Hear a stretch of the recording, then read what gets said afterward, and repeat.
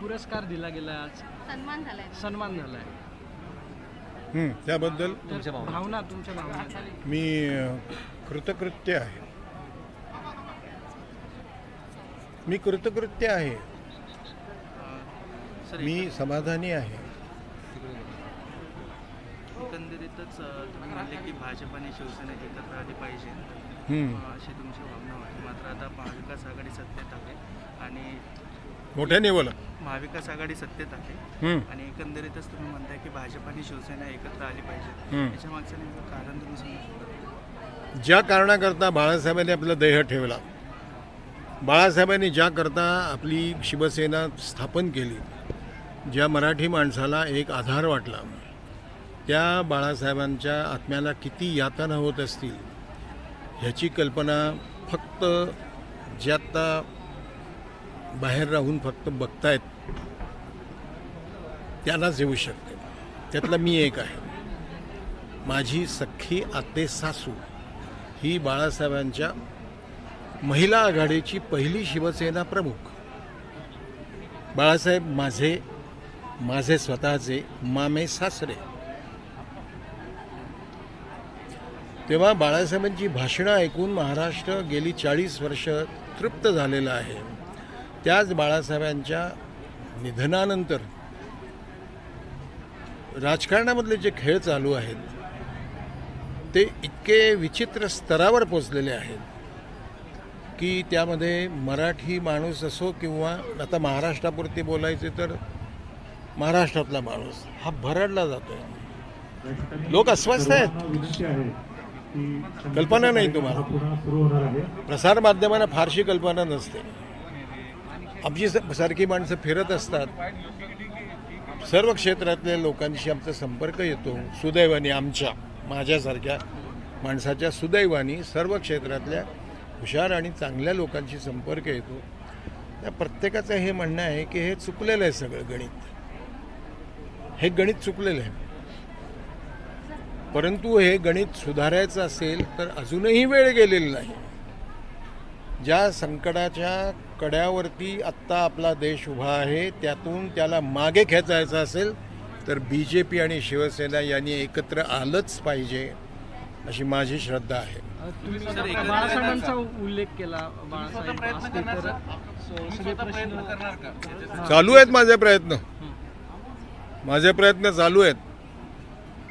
मी फडणवीसांना मी प्रत्यक्ष प्रश्न विचारलेला होता की तुमचं तरी काय बिघडलं असतं. 2.5 वर्ष त्यांना दिली असती. बरं, तुम्हाला कुठली पाहिजे, 2.5 वर्ष पहिली का नंतरची, हे माझे प्रश्न आहेत त्यांना. आणि म्हणूनच मी तोंड दाभडांनी बांधून घेत नाही आणि म्हणून मी कुठल्याही राजकीय पक्षाला बांधील नाही आहे. कारण मी फाड बोलणारा मनुष्य आहे. मला वरचे आदेश फिदेश मी झुगारून देतो. झाली चूक. नाही, ती त्यांची एकट्यांचीच नाही आहे. काय त्यांचं दोघांचं झालं असेल ते त्यांनी जनतेला विश्वासात घेतलं पाहिजे. डोंट डिसीव्ह. लोकांना फसवू नका तुम्ही. लोकांना फसवू नका. लोक केव्हा तरी प्रचंड शिक्षा करतात. मग ती आता आपण भोगतो. मात्र राज ठाकरे पण पवार साहेबांना भेटतायत एसटीच्या संदर्भात. जर बाळासाहेब असते तर एसटीचा संप हा इतक्या दिवस चिघळलाच नाही. तुम्हाला माहिती नसेल तर सांगतो. एसटी महामंडळाचा मी एकेकाळी ब्रँड अँबॅसेडर होतो. माझा एसटीच्या एकूण अर्थशास्त्रावरती जो लेख आला होता त्याच्यावरती विद्वान लोकांनी प्रतिक्रिया दिल्या होत्या की एवढा अभ्यास एसटी महामंडळातल्या कुठल्याही सर्वोच्च अधिकाऱ्यांनी सुद्धा केलेला नाही. एसटीला गाळ्यात घालण्याचं काम, एअर इंडियाला गाळ्यात घालण्याचं काम हे राजकीय लोकांनी केलेलं आहे. एअर इंडिया जगातला एकमेव एअरलाईन होती जी 60,000 कोटीच्या फायद्यात होती. ती आत्ता 40,000 कोटीच्या तोट्यात आहे. त्याचं कारण फक्त राजकीय लोक, कुठल्याही पक्षाचे असो.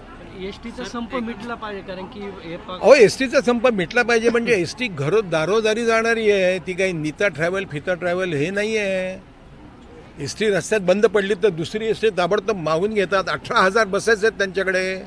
कोणाकडे एवढी ताकद आहे? जगातली 1 नंबरची आहे एसटी. माहिती नसेल तर सांगतो, जगामध्ये नंबर 1ची आहे एसटी. एवढं मोठं जाळं विणलंय त्या एसटीनी, त्याची वाट लावली. सर, देशाच्या स्वातंत्र्याबद्दल आता प्रश्नचिन्ह उपस्थित केले जात आहेत. अभिनेत्री कंगना राणावत यांनी असं म्हटलेलं आहे की 1947ला जे काही स्वातंत्र्य मिळालं ते भीक मागून मिळालं आणि खरं स्वातंत्र्य खरं आहे. 2014 नंतर मिळालं. कंगना राणावत जे म्हणालेली आहे की ते भीक मागूनच मिळाले, याच्यावरती मी सहमत आहे. हे दिलेलं गेलंय बरं का. हे ज्या योद्ध्यांनी मिळवण्याचा प्रयत्न केला त्या योद्ध्यांना फाशी जाताना मोठे मोठे लोक बघत राहिले, त्यांना वाचवलं नाही. त्यांनी आपल्या देशाचे हे लोक ब्रिटिशांच्या विरुद्ध उभे राहत आहेत हे बघून सुद्धा त्यांना वाचवलं नाही फाशीपासून. असेही लोक आपल्या राजकारणामध्ये, केंद्रीय राजकारणामध्ये आहेत, होते. भरपूर वाचलेलं आहे मी. वक्तव्य एक मिनिट. ज्यांचं बलिदान यामध्ये केलेलं आहे त्यांचा हा अवमान नाहीये का? आहेच, पण हे आपण सगळ्यांनी समजावून घेतलं पाहिजे. आपण म्हणजे कोण? आपण सरकार देतो, हा आपला अधिकार आहे. आपण सरकारला जाब विचारलाच पाहिजे की तुम्ही हे काय करताय. मी तर असं म्हणतो की यापुढे कुठलाही मोठा खर्च असेल तर त्याबद्दलचं ऑडिट हे जनतेला माहिती असलं पाहिजे की आम्ही पैसे भरतो, आम्ही देशातून पैसा चोरून बाहेर नेऊन ठेवत नाही स्विस बँकेमध्ये, टॅक्स भरतो. हा सामान्य मनुष्य टॅक्स भरतोय, त्याचा प्रत्येक ठिकाणी हक्क आहे. त्यांनी विचारलं पाहिजे की तुम्ही काय करतात, आम्ही तुम्हाला निवडून दिले, आमच्या पैशाचं काय करताय.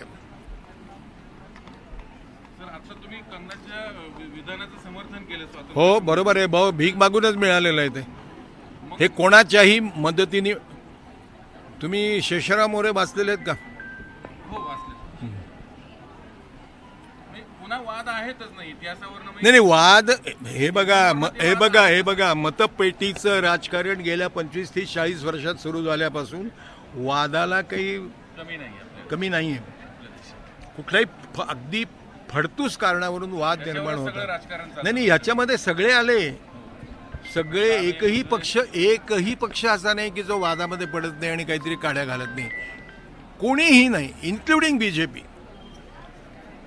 ज्यांना आता आवाजच नाही, ज्यांचा आवाज बसलेलाच आहे त्यांच्याबद्दल नकोच बोलायला.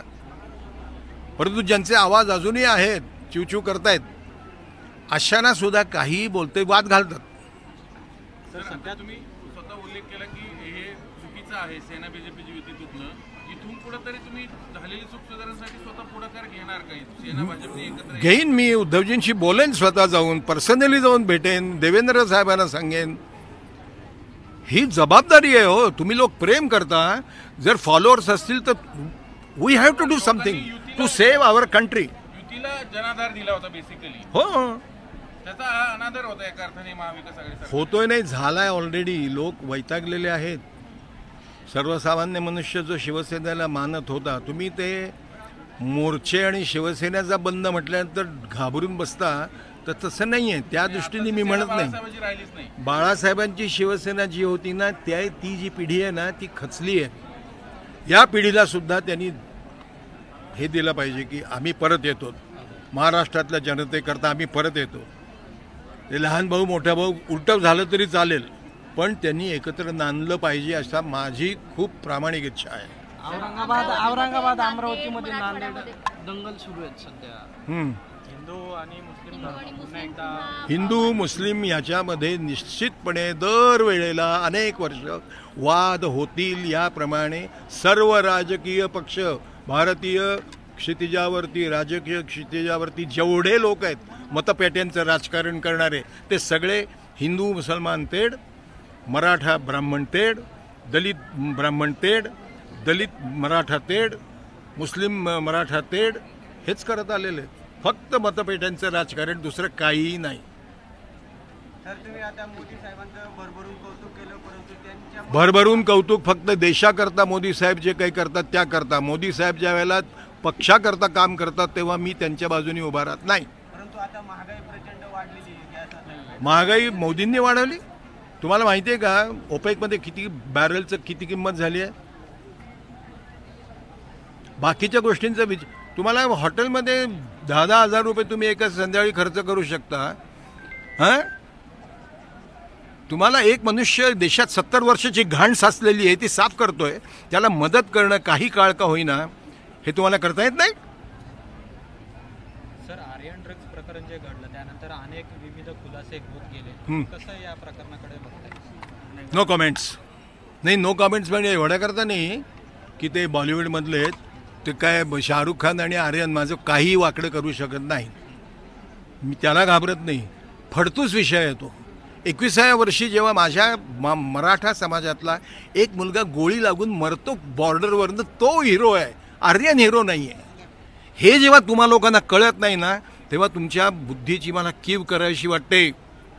छत्रपतींचा विचार म्हणजे